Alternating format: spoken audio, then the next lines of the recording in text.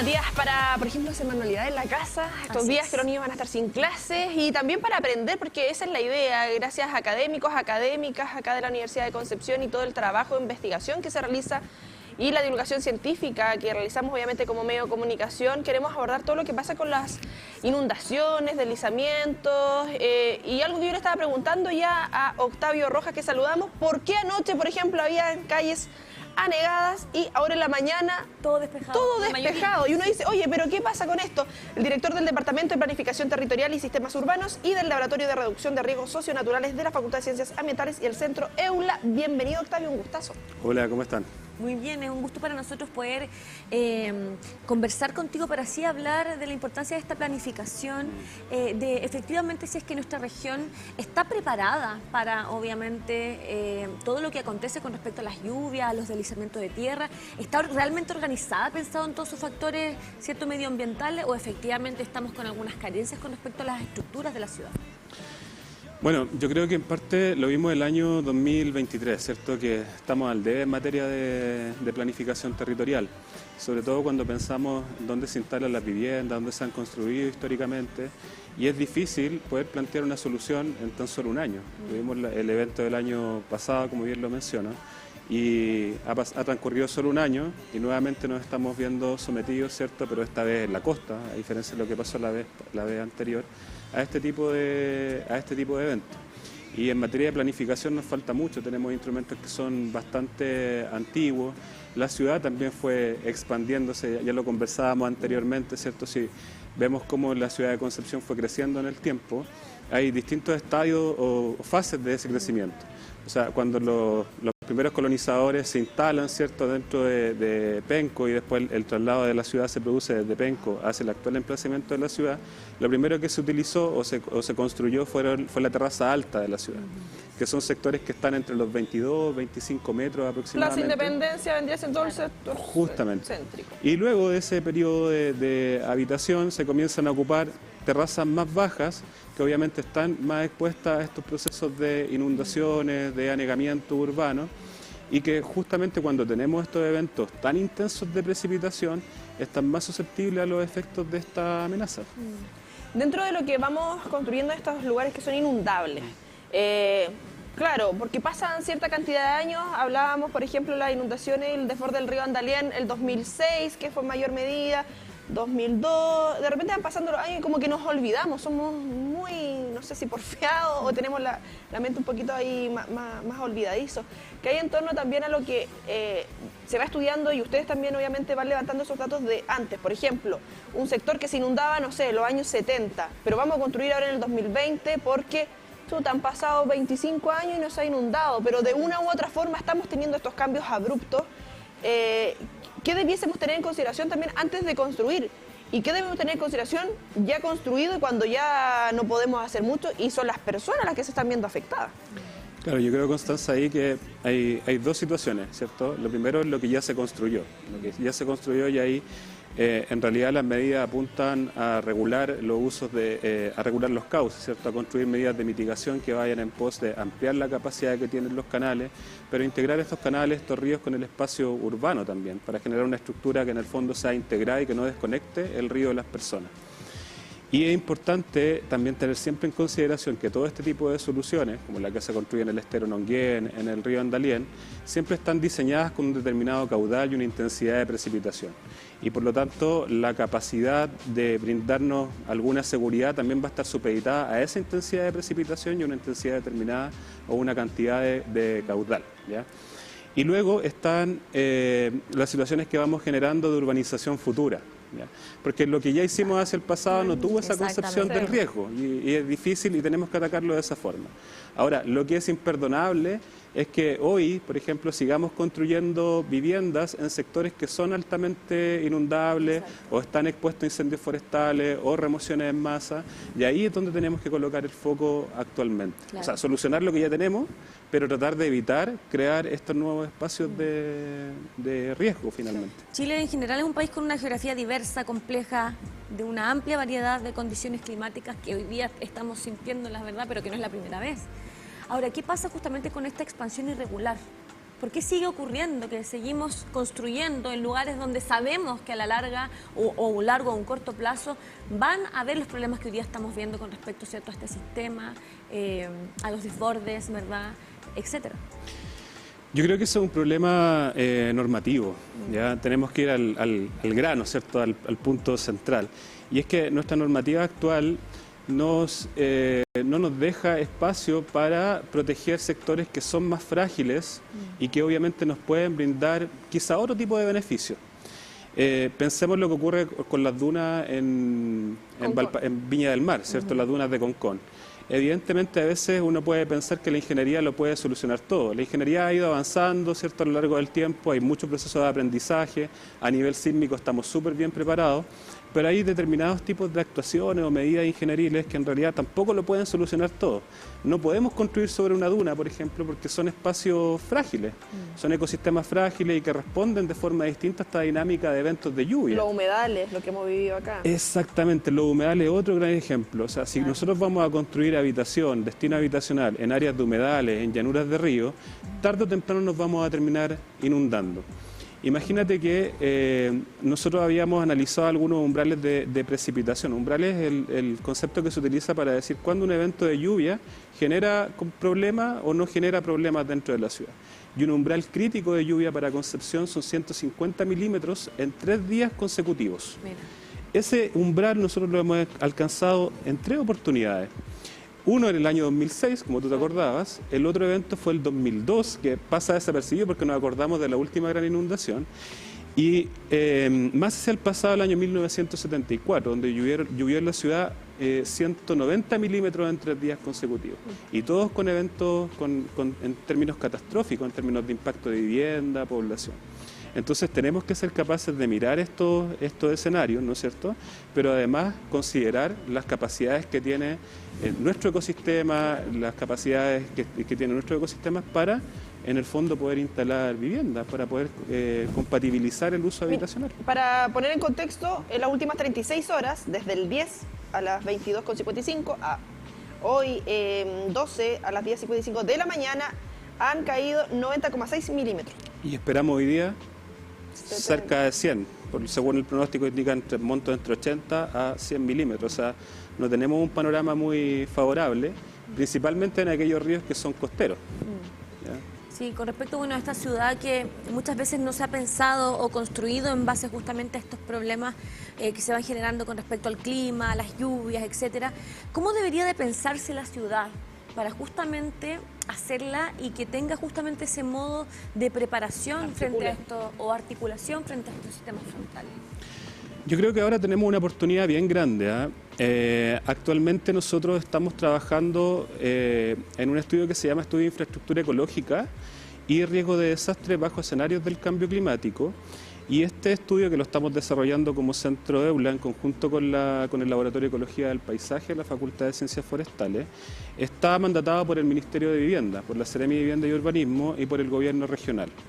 Entonces, ¿cuál es el enfoque de este estudio? Es analizar, evidentemente, las diferentes amenazas que se expresan a nivel metropolitano y que pueden ser modificadas por el cambio climático, pero que además nosotros las podemos mitigar o disminuir el impacto que tiene la amenaza desde la infraestructura ecológica que presenta la ciudad.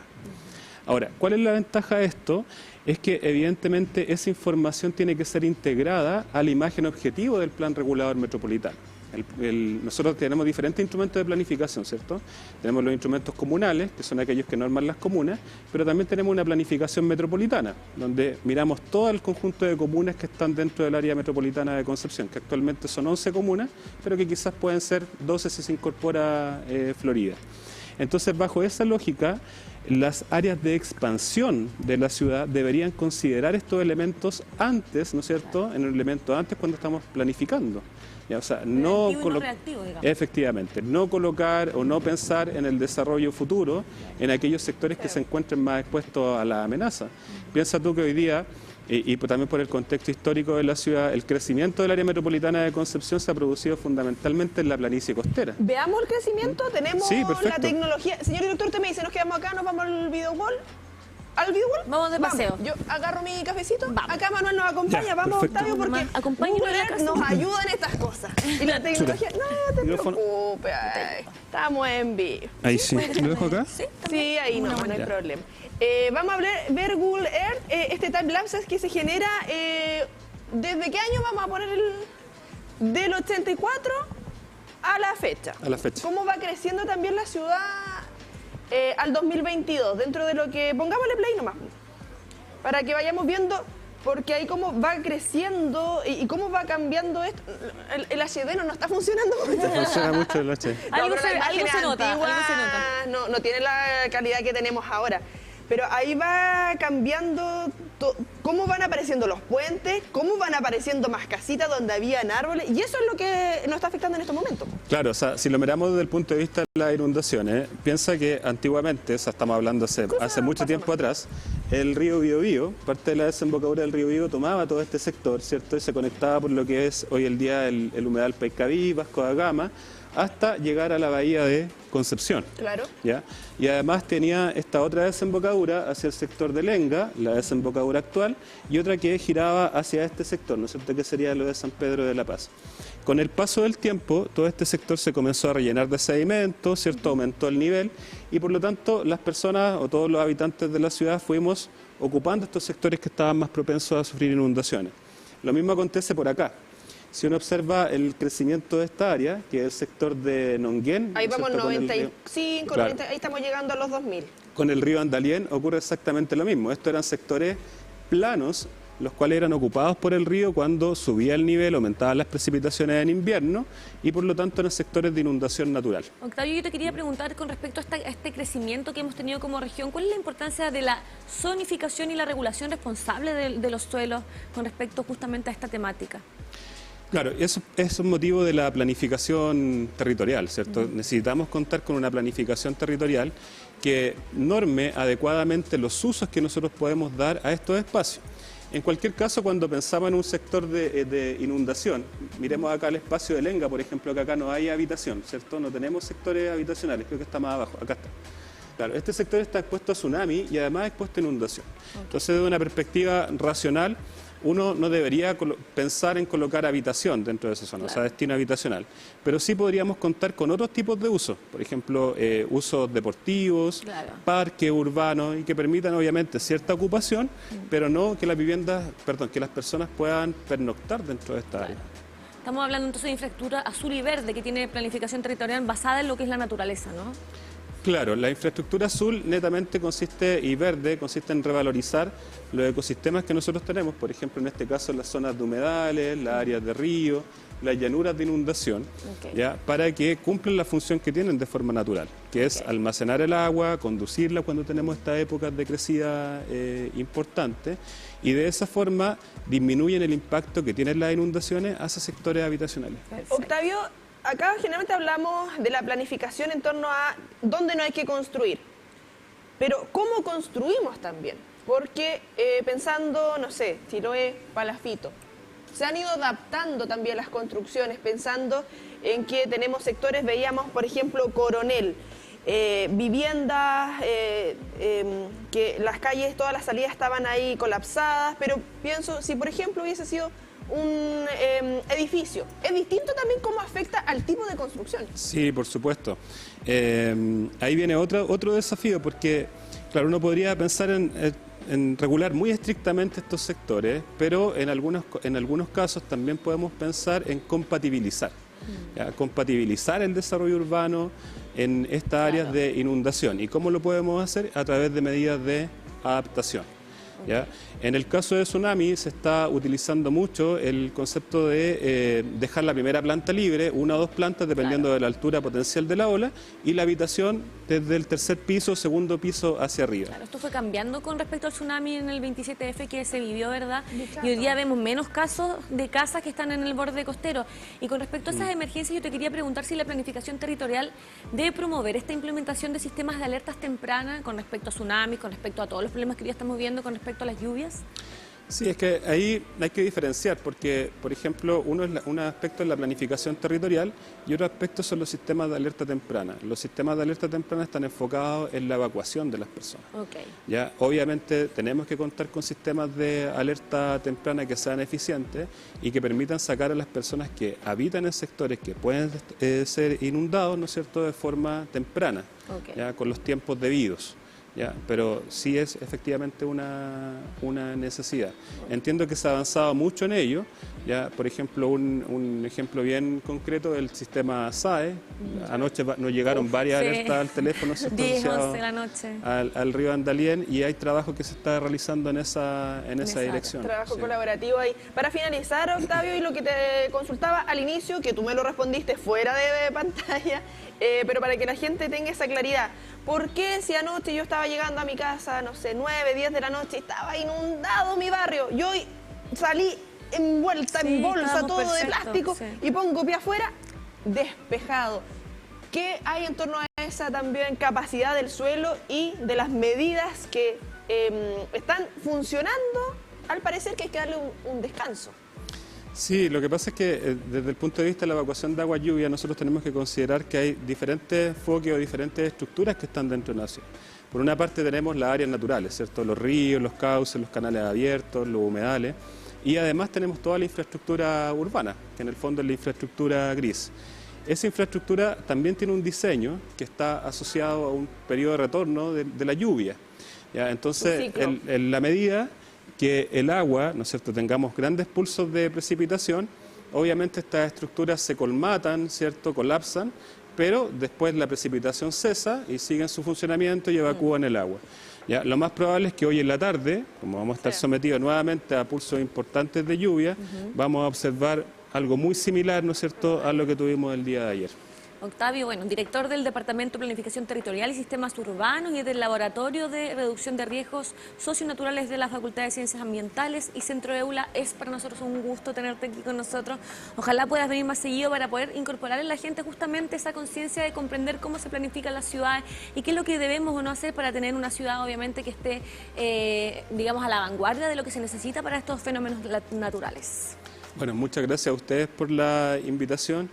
Y un saludo también a las personas que están en su casa, hay mucha gente que no lo está pasando bien y hoy en la tarde va a ser una tarde especialmente crítica entre hoy y mañana y por lo tanto el llamado también es a escuchar a la autoridad en el sentido de cuando tengamos que realizar procesos de evacuación, que esos procesos de evacuación los realicemos en forma oportuna porque siempre lo más importante es resguardar la vida.